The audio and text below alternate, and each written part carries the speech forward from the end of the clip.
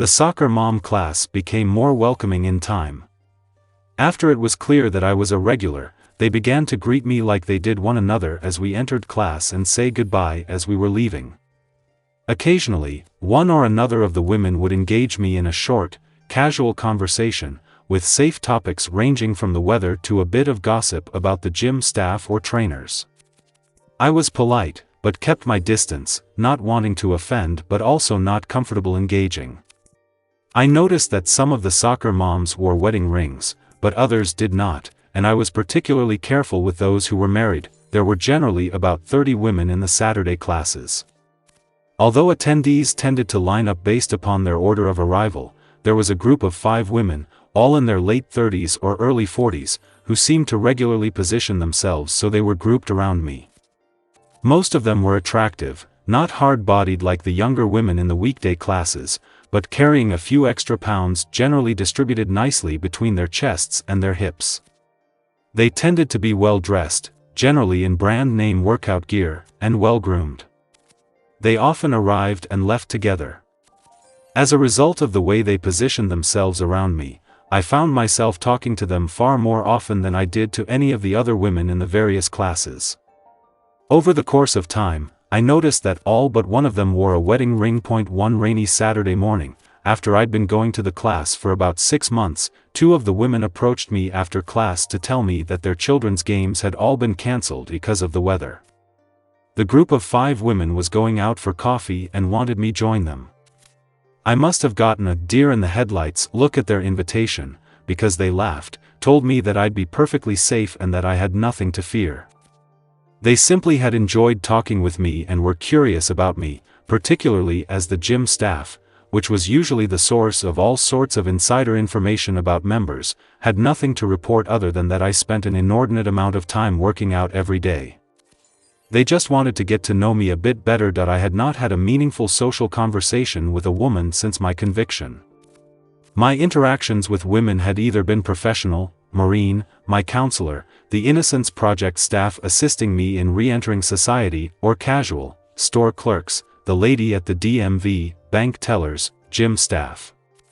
I protested that I had run over to the gym and didn't have a car, whereupon they informed me that one of them would give me a ride and ensure that I got back to the gym in plenty of time to complete my daily routine. All they wanted was an hour of my time so they could get to know me better. Because it had been so long since I'd interacted with women, I missed all the warning signs.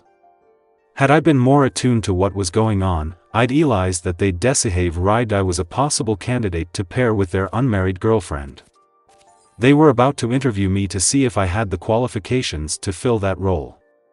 The 2 of them grabbed me by the arms and dragged me to one of their cars, then headed off to the coffee shop. When we arrived, the 3 women who had headed out before us were seated at a round table. I had been introduced to each of them at one time or another, but I'm not great with names, so I went around the table again to make sure I had all the names correct. The 2 women who had dragooned me into coming parked me next to their single girlfriend, who reintroduced herself as Antonia, but asked to be called Toni. Then the 4 married women started to grill me. My counselor had been working hard at getting me to open up in conversations, and I did my best to be open about my current life. When asked questions about my past, I deflected or answered the question with a question. They managed to establish that I was in my late 40s, single, not in a relationship, financially solvent and sufficiently well-educated and well-read to be acceptable in their social circle. Having accomplished their mission, they drifted off one by one, making excuses of appointments, chores, or childcare obligations, leaving me alone with Toni. When the last one left, I rose to leave as well, telling Toni, "I'm sure you have things to do today. I'll let you get on with them. I enjoyed this and want to thank you and your friends for dragging me out of my routine." She reached out and touched my arm. It was the first time a woman had made a gesture like that to me in decades. "Please stay for a few minutes. My friends can sometimes be pushy and overwhelming. I want to apologize for their behavior. It's really my fault. They've been trying to pair me off with someone since my divorce. I mentioned that I found you intriguing. The next thing I knew, they had decided to kidnap you from the gym and force you to talk with me. My ex-husband has my kids for the weekend, so I really don't have any place I have to be. If you don't mind, I really would like to know more about you." With that, she released my arm and looked up imploringly at me, a bit teary-eyed. "Sure, I can stay. The gym is open until 8 p.m. tonight and I can get my workout in later, or even do it on Sunday." And with that, we began a conversation that lasted almost 3 hours. Since I'd been in the crosshairs of the group for an hour, I focused our discussion on Toni. She had already told me that she was divorced. I learned that she had 2 children, an 8-year-old girl, Bobby, and a 5-year-old boy, James. She was a physician's assistant, working in a medical practice owned by the local hospital. Her ex-husband was a lawyer in a large Philadelphia law firm. Their marriage had ended when she discovered he was having an affair with one of his associates, whom he had married following the divorce. He had custody of the children on alternate weekends and for half of the summer, but frequently pawned them off on his parents or his new wife, who was expecting their first child. He paid a generous amount of alimony and child support, allowing Toni and the children to continue living in what had been the marital home in an upscale development I had passed through a couple of times when out running. She liked the outdoors, particularly hiking and biking. Toni then asked me why I was still single at this stage of my life. I told her that it was a long and involved story, which I was reluctant to get into until I knew her better. I promised her that it didn't mean I was trying to hide something terrible about me from her, but only that it was quite painful to revisit. I preferred not to do so unless we were to become more than just one-time coffee buddies. She looked at me and asked, "Does this mean you might consider doing this again?" "I might," I replied, "if you would be interested.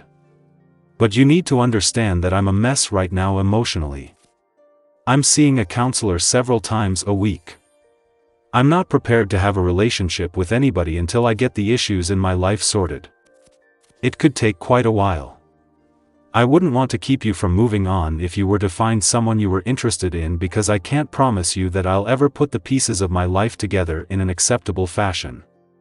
She looked at me for what seemed a long while, then said, "How about we do this again in 2 weeks? My kids will be with my ex again and I'll arrange my schedule so we can talk. If the weather is good, we could go up to New Hope and walk the canal towpath. Perhaps have lunch?" I told her that sounded like a plan. We exchanged telephone numbers. Then she briefly hugged me and we walked out to her car so she could return me to the gym for my long-deferred workout.